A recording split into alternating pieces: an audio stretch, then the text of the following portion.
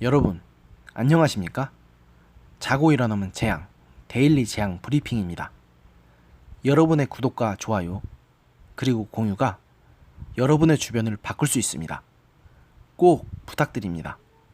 여러분, 지난 최순실 국정농단 사태 당시 핵심 증언자로 주목받았던 노승일 전 K스포츠재단 부장을 다들 기억하시나요?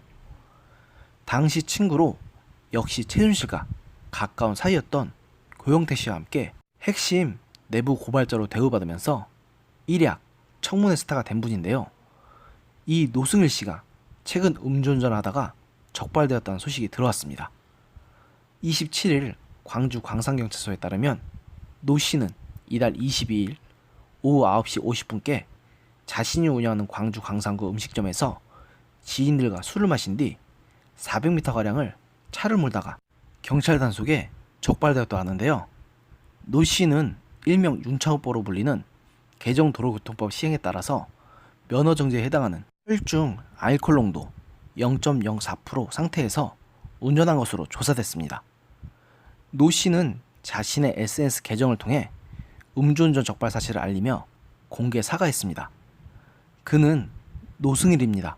국민 여러분, 깊은 사죄드립니다. 라는 제목의 글을 올려 22일 오후 9시 55분 하지 말아야 할 행동을 하고 말았습니다. 광주광역시 수안지구 본인의 가게에서 지인과 술을 마신 후 약 400m를 운전하였으며 음주 단속 현장을 인지하고 순간 부끄러움과 죄책감에 그 현장을 벗어나 단속 현장에서 1km 떨어진 곳에 정차하여 출동한 경찰에 의해 임의 동행하여 단속 현장에 도착했습니다. 라고 밝혔습니다. 이어서 노 씨는 잘못했습니다. 그리고 깊은 사죄드립니다.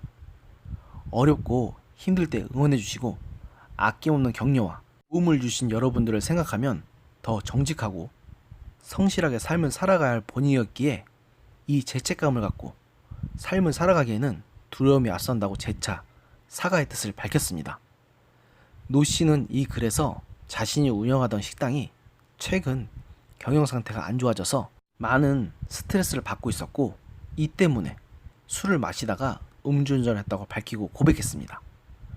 노승일 씨의 소식을 접하니 참 뭐라 형용하기 힘든 기분이 듭니다.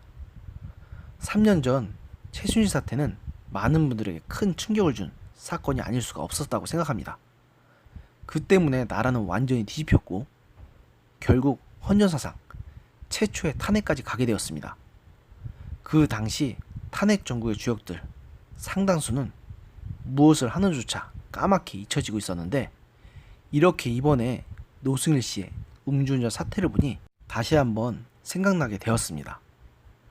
노승일 씨가 무슨 이유에서 이런 내부 고발에 앞장서게 되었는지 정확한 의도까지는 저도 잘 모르겠지만 노 씨가 박근혜 대통령을 끌어내린 뒤 새로 들어선 문재인 정부에게 바라던 나라는 분명 이런 나라가 아니었을 것입니다. 식당을 운영하는 중이라고 하던데 최근 나라 경제가 나락으로 치닫고 있어서 수많은 자영업자들이 고통을 호소하고 있는데 노 씨의 가게도 예외는 아니었을 것이라고 봅니다. 물론 음주운전은 그 무엇으로도 변명할 수 없는 명백한 범죄입니다.